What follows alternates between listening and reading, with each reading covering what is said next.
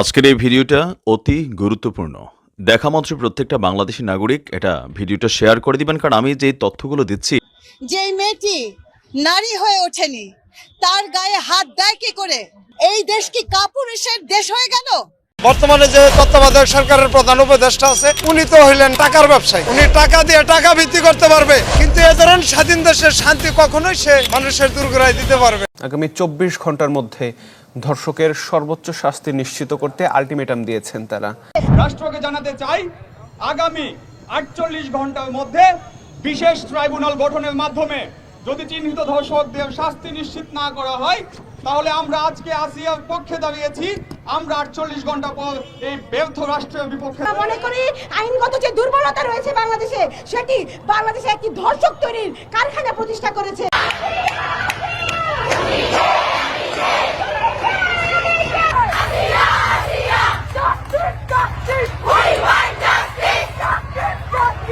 সম্প্রতি বাংলাদেশে ঘটে যাওয়া একটি নৃশংস ধর্ষণের ঘটনার বিরুদ্ধে সারা দেশের শিক্ষার্থীরা প্রতিবাদে সোচ্চার হয়েছে। বিশেষ করে দেশের বিভিন্ন বিশ্ববিদ্যালয়ের শিক্ষার্থীরা দলবদ্ধভাবে রাস্তায় নেমে সরকারের আইন শৃঙ্খলার অবনতির বিরুদ্ধে কঠোর নিন্দা জানিয়েছেন। তাদের দাবি, দেশের প্রচলিত আইন দুর্বল হওয়ায় অপরাধীরা সহজেই পার পেয়ে যাচ্ছে, যা সমাজকে ধ্বংসের দিকে ঠেলে দিচ্ছে। শিক্ষার্থীদের মতে বর্তমান আইনি দুর্বলতাই ধর্ষণের মতো ঘৃণ্য অপরাধকে উৎসাহিত করছে। এক শিক্ষার্থী ক্ষোভ প্রকাশ করে বলেন, আইনগত দুর্বলতাই দেশকে ধর্ষণ তৈরির কারখানায় পরিণত করছে।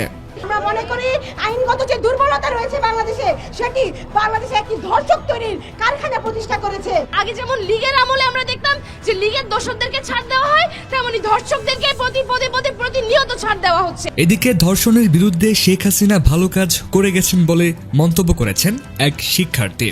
চলুন তার মুখ থেকেই শুনে আসি।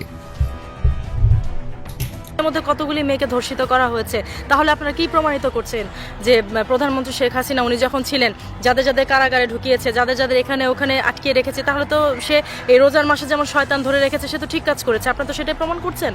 সেটা কি আলটিমেটলি প্রমাণিত হচ্ছে না যে এখন যে অরাজকতাগুলি চলছে, এখন তো আরো ভালো হওয়ার কথা দেশ। এখন তো আমরা বাক স্বাধীনতার জন্য দেশে এত কিছু করলাম, তো কোথায় বাক স্বাধীনতা, কোথায় নিজের সম্মান, নিজের সম্ভ্রম, নিজের ইজ্জতে যে এখানে দাঁড়িয়ে কথা বলছি, একটু পরে বাসা পর্যন্ত যেতে পারবো কিনা তার তো কোনো সিকিউরিটি নেই। আপনারা তো সেটা প্রুফ করে দিচ্ছেন যে সে যে কাজ করেছে তাকে কেন তাহলে ফ্যাসিবাদী বলছেন? সে তো ঠিক কাজ করেছে, সে তো তাহলে হচ্ছে আপনাদের যে পানিশ করে রেখেছিল যাদের যাদের, তারা তো বের হয়ে তো এই কাজগুলি করে তো এখন তো তার পক্ষে যাচ্ছে।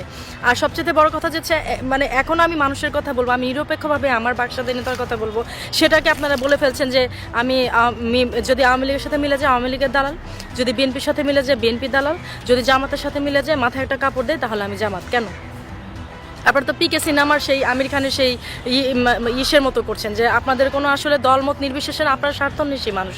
কারণ যারা ভালোবেসেছে, যারা মাতৃভূমির প্রতি যাদের ভালোবাসা ছিল, তারা প্রত্যেকে তাদের জীবনের বিনিময়ে এই দেশে তারা স্বাধীনতা ছিনিয়ে নিয়ে এসেছে। 71-এ যে হচ্ছে গিয়ে আপনার কৃষক ছিল, মুচি ছিল, আর যে হচ্ছে গিয়ে আপনার যে বুদ্ধিজীবী ছিল, তাদের দোনোজনের একই কনসেপ্ট ছিল যে দেশ স্বাধীন করতে হবে। এখন আপনাদের কি কনসেপ্ট?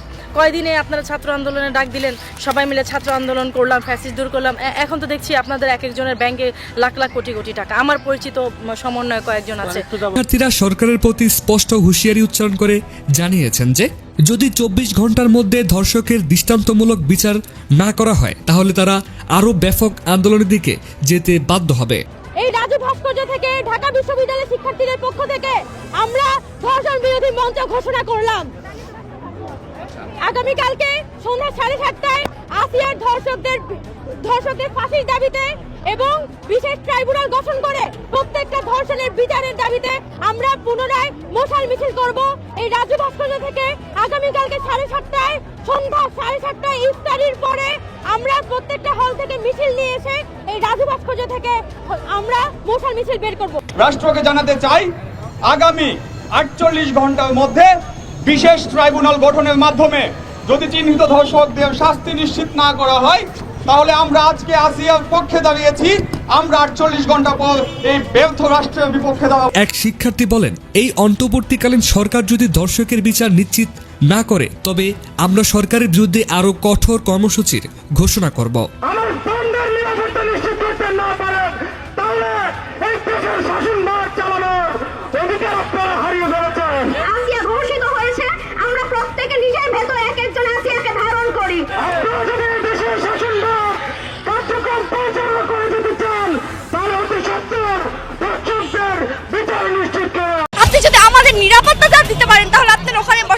অধিকার নেই, আপনি অবিলম্বে পদত্যাগ করতে হবে। আমরা স্বাধীন, আসলে আমরা স্বাধীন না।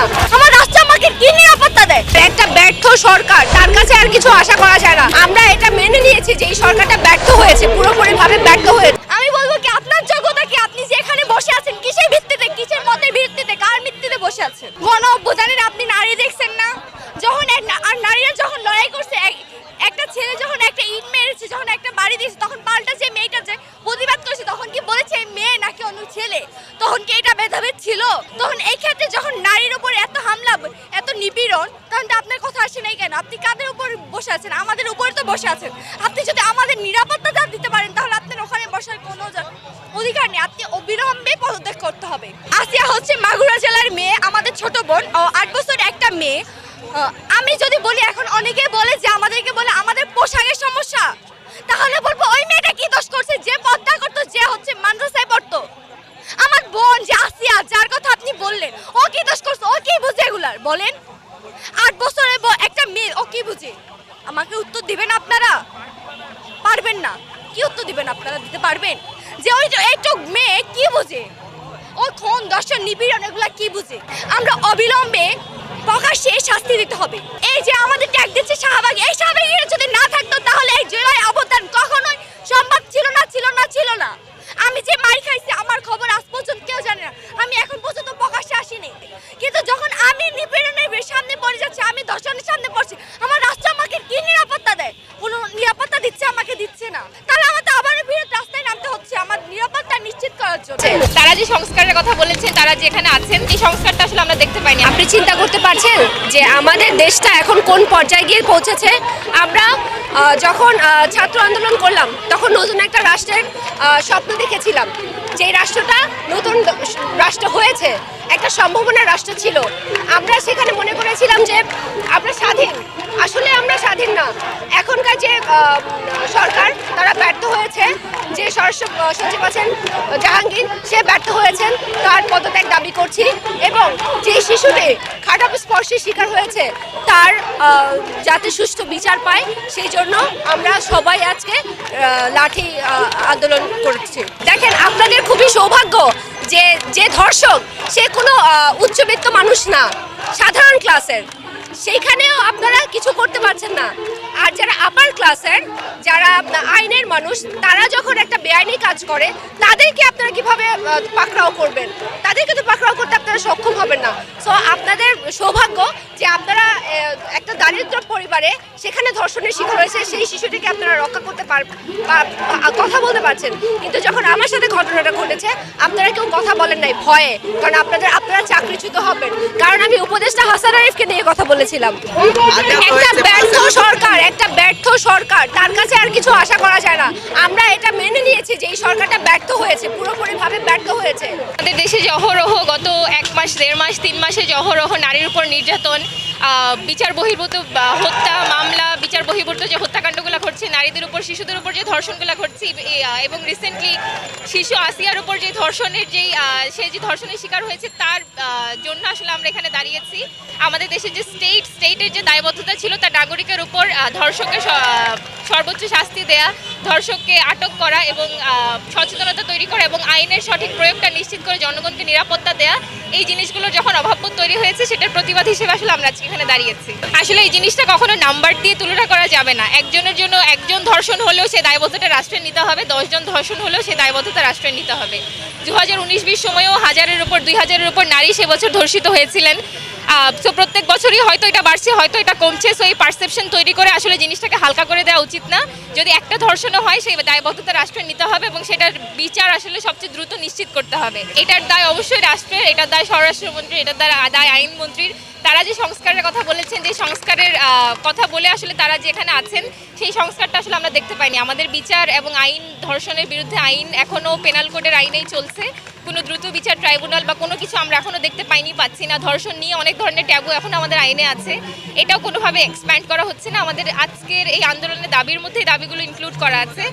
যেই মেয়েটি মেয়ে হয়ে ওঠেনি, যেই মেয়েটি নারী হয়ে ওঠেনি, তার গায়ে হাত দেয় কি করে? এই দেশ কি কাপুরুষের দেশ হয়ে গেল যে একটা 8 বছরের মেয়েকে গায়ে হাত দিতে হয়? এই কাপুরুষের হায়নাগুলো পুরুষ বেশে চারিদিকে ঘুরে বেড়াচ্ছে। এদেরকে দমন করার দায়িত্ব আপনাদেরও। আমাদের ব্যবস্থাটা এমন ভেঙে গেছে। সমাজ কি সুস্থ আছে বলে আপনার মনে হয়? আর আপনার কি মনে হয় যে আমি 6 মাস এসেছি দায়িত্ব নিয়ে আমি এই পচে যাওয়া সমাজকে 5 মাসে পাল্টে দেব?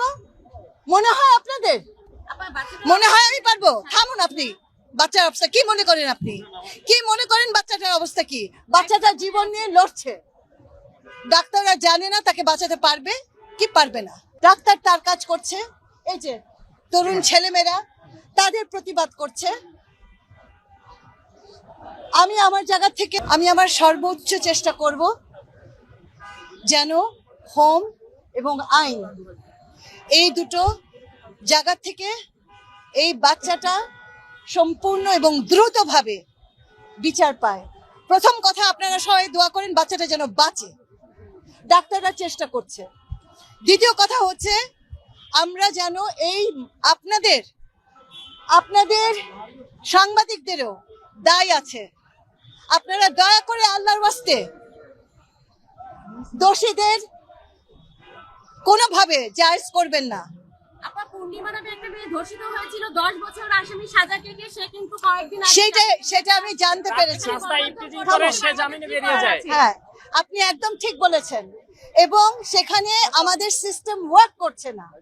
আমাদের সিস্টেম, আপনারা এটাও জানেন যে যুগ যুগ ধরে মেয়েদের এই ক্রাইসিস। আমি তো আজকে থেকে এটা নিয়ে কাজ করছি না, আপনারা তো জানেন। এবং এই 35 বছরে আমি দেখেছি যে বারবার এই ঘটনাগুলো ঘটে। কোন প্রভাবশালীর টেলিফোন আসে, কোন কি বলবো, আমার বলার কিছু নেই, কিন্তু এটা হতে দেওয়া যাবে না। এই কেসটা is a clear cut case. এখানে এভিডেন্স আছে, ঘটনার প্রমাণ আছে, এবং এটাকে কিছুতেই আমরা হাতছাড়া হতে দেব না। এবং প্রথম কথা হচ্ছে যে আইনের আওতায় আনতে হবে এবং তাদেরকে অ্যারেস্ট করা হয়েছে, কোনোভাবেই যেন তাদেরকে তারা ছাড়া না পায়, সেটা আমিও নজরদারি রাখবো, আপনাদেরকেও বলবো নজরদারি রাখতে। যত দ্রুত সম্ভব বিচার কার্যক্রম করতে হবে। এটা শুধু আমি আসিয়ার জন্য বলছি, কিন্তু ইন জেনারেল যদি আমি বলতে চাই তাহলে মিনিমাম 90 ডেজের মধ্যে কোনো কনভারসেশন ছাড়াই একজন ধর্ষকের বিচার কার্যক্রম করতে হবে। এটা হচ্ছে ফার্স্ট স্টেপ, আমার পক্ষ থেকে বলা। আর সেকেন্ড হচ্ছে একটা ধর্ষকের নজির, মানে এক্সাম্পল একটা বিচার করতে হবে। যেমন হচ্ছে আমি জানি না এটা শুনতে হয়তো বিভৎস লাগবে আপনাদের কাছে, পাথর নিক্ষেপ করে তাকে পুঁতে পাথর নিক্ষেপ করে তাকে মেরে ফেলা, এটা ভয়ঙ্কর শোনাবে। কিন্তু যদি সম্ভব হয় বিচারে ব্যবস্থায় যদি সম্ভব হয় প্রকাশ্য দিবালোকে একজন ধর্ষকের ফাঁসি ব্যবস্থা করা, যদি একজন ধর্ষককে প্রকাশ্য দিবালোকে ফাঁসি ব্যবস্থা করা যায় তাহলে 10টা ধর্ষক সচেতন হয়ে যাবে। সে ভয় পাবে সেকেন্ড টাইম আরেকজনকে ধর্ষণ করতে। যেহেতু এক্সাম্পল হয়ে যায়, জানে এমন একটা বিচার ব্যবস্থা শুরু করতে হবে। আপনারা সবাই জানেন আমি ধর্ষণ নিয়ে কথা বলেছিলাম 2 মাস আগে উপদেষ্টা হাসান আরিফের বিরুদ্ধে। তখন আপনারা কেউ বিশ্বাস করেন নাই যে 84 বছরের একজন বৃদ্ধ সুফি চেহারার অধিকারী তিনি কিভাবে ধর্ষণ করবে। এবার তো প্রমাণ পেয়েছেন যে সুফি চেহারার অধিকারী বয়স্ক মানুষও 8 বছরের বাচ্চাটাকে ছাড়েনি খারাপ স্পর্শ করতে। তাহলে আমি বা আমার মতো যারা আছে বা আরও অন্যান্য নারীরা যারা আছে তারা তো সেফ না। তাদের কাপড় জামা, তাদের চলন বলন, তাদের পোশাক পরিচ্ছদ নিয়ে যখন আপনারা কথা বলবেন, সেটা কথা বললে ওই ধর্ষককে ধামা চাপা দেওয়া হয়। সে যে ক্রাইমটা করেছে সেটাকে ধামা চাপা দেওয়া হয়। সেইটা কথা না বলে আগে যে ক্রাইমটা করেছে সেটার পানিশের ব্যবস্থা করা উচিত। যেই নারীদের সংশ্লিষ্ট যদি থেকে থাকে এটা সুষ্ঠু তদন্ত হওয়া উচিত। তদন্ত হওয়ার সাথে যদি সেই নারী যুক্ত থাকে তাহলে তাকেও বিচারের আওতায় আনা উচিত। সে নারী বলে যে ছাড় পেয়ে যাবে তা কিন্তু নয়। কার দ্বারা ধর্ষণের শিকার হয়েছে সেটা জানেন? উপদেষ্টা হাসান আরিফের দ্বারা। সেটা নিয়ে আমি 2 মাস আগে কথা বলেছি, কিন্তু তখন কেউ বিশ্বাস করেন নাই আপনারা যে 84 বছরের একজন বার্ধক্য মানুষ কীভাবে ধর্ষণ করতে পারে। এবার প্রমাণ পেয়েছেন যে 84 বছরের বয়সের মানুষেরা ধর্ষণ করতে পারে, 8 বছরের শিশুকে খারাপ স্পর্শ করতে পারে। এটা বুঝতে পেরেছেন আপনারা? চেয়ারম্যান মেম্বার এই শ্রেণীর যে গ্রামগঞ্জে যারা আছে এনাদেরকে প্রথমত সচেতন করতে হবে, এদেরকে একটু টাইট দিতে হবে। পুলিশদের মধ্যে আত্মবিশ্বাস কমে গেছে, এই ধরনের ভুলভাল কথা বলা যাবে না, পুলিশদেরকেও টাইট দিতে হবে। এবং পরিবারগুলোকে যারা হচ্ছে মায়েরা বোনেরা আছেন তাদেরকে বোঝাতে হবে যে কেউ যদি ধর্ষণ করে সে অপরাধী, তুমি অপরাধী না, তুমি বলতে পারো। সে বলতে চায় না কারণ তার ব্যক্তি জীবনে প্রভাব পড়বে, সেইটা যাতে সেইটা তাকে আসলে এটা তো সহজ বিষয় না। ধর্ষণ একটা স্বাভাবিক সহজ বিষয়, এটা খুব সেন্সিটিভ একটা ইস্যুস। তো এই বিষয়টা নিয়ে প্রত্যেকটা পরিবারে ডোর টু ডোর ভিজিট করে প্রত্যেকটা পরিবারকে বুঝাইতে হবে যে you are not a criminal, এটা তুমি ক্রাইম করো না, যে করেছে তাকে নিয়ে কথা বলো। আর সবাইকে আমি একটা রিকোয়েস্ট করবো, আসিয়ার মতো যারা ধর্ষণের শিকার হয়েছে তাদেরকে হাইলাইট না করে ধর্ষকদেরকে হাইলাইট করুন, তার ফুল ফ্যামিলিকে হাইলাইট করুন, তাদেরকে সমাজের চোখে আঙুল দিয়ে দেখিয়ে দেন যে এইটা হচ্ছে ধর্ষক, ওই নারীটিকে না, ওই শিশুটিকে না, ওই মাটিকে না, ওই বোনটিকে না। যে কেউ যদি এ ধরনের কাজ করে তাকে মাটিতে পুঁতে পাথর নিক্ষেপ করে মেরে ফেলা, এটা তো ধর্মেই আছে। আমি তো ধর্মের কথাই বলছি। আপনি যখন ধর্মের কথা বলে ধর্ষণ করছেন যে তুমি কাপড় আবরণ ঠিক রাখো নাই, এই জন্য তোমাকে ধর্ষণ করেছি। আরে ভাই, আমি যদি আমার কাপড় আবরণ ঠিক না রাখে, একটা নারী যদি তার আবরণ ঠিক না রাখে, এটার জন্য তো আল্লাহ যথেষ্ট, তুমি না। তুমি কে? তুমি তো বিচারক না, আইন আদালত আছে, আল্লাহ তাআলা আছে, তুমি না। তুমি এই কারণে ধর্ষণ করতে পারো না, ইউ হ্যাভ নো রাইটস, তোমার সেই অধিকার নাই। প্রতিবাদ এবার হতেই হবে। প্রতিবাদ হয় নাই, আসলেই হয় নাই। একটা ব্যর্থ সরকার, আগেও হাসিনার আমলে এগুলি হয়েছে, আমরা এর প্রতিকার পাই নাই, এবার হবে। আমরা সে কারণেই দেখেন প্রতিদিন আমরা রাজপথে আছি, সেই জুলাই গণঅভ্যুত্থান থেকে আজ পর্যন্ত রাজপথে আছি, এবং আমরা রাজপথে যতবার হবে ততবার আমরা রাজপথে থাকবো ইনশাল্লাহ। আজকে আমাদের রোকেয়া হল থেকে নারী দিবস উপলক্ষে বিগত সময়ে এবং গত কিছুদিন আগে আসিয়াকে যে ধর্ষণ করেছে সেই ধর্ষকের বিরুদ্ধে, এবং বিগত সময়ে তনু সহ নুসরাত সহ যত ধর্ষক আছে সবার বিরুদ্ধে মশাল মিছিল বের করা হয়েছে। আমরা বলবো সচেতনতা তৈরি এবং কার্যকর ল অ্যান্ড অর্ডার তৈরি করা। সরকারকে এই বিষয়ে সচেতনতা তৈরি করতে হবে এবং নাগরিককে সেই বিষয়ে সচেতন হতে হবে। এবং কেউ যদি এই ধরনের নিপীড়নের শিকার হয় তাকে সামনে এসে বলতে হবে, শাস্তি, তার যে নিপীড়নকারী শাস্তি চাইতে হবে। এবং বিশেষভাবে কেউ যেন এই ধরনের কাজে লিপ্ত না হয়, কেউ যেন এই ধরনের কাজের ভুক্তভোগী না হয়, নারী, শিশু, যুবতী, তারা এই বিষয়ে ল অ্যান্ড অর্ডার করতে হবে এবং সচেতনতা তৈরি করতে হবে। আমরা বর্তমান সময়ে খুবই নিরাপত্তাহীনতায় ভুগছি, ছিনতাই, সেক্সুয়াল হ্যারাসমেন্ট, বিভিন্ন ধরনের ইনসিকিউরিটিতে ভুগছি। তো সরকারের কাছে আমার আবেদন থাকবে, আমাদের সরকার হয়ে আমাদের জন্য কাজ করুন। দেশের 50%-এরও অধিক নারী আছে, সেই নারীদের জন্য কাজ করুন। আপনারা নারীদের পিছনে রেখে, নারীদেরকে সাইড করে এগিয়ে যেতে পারবেন না।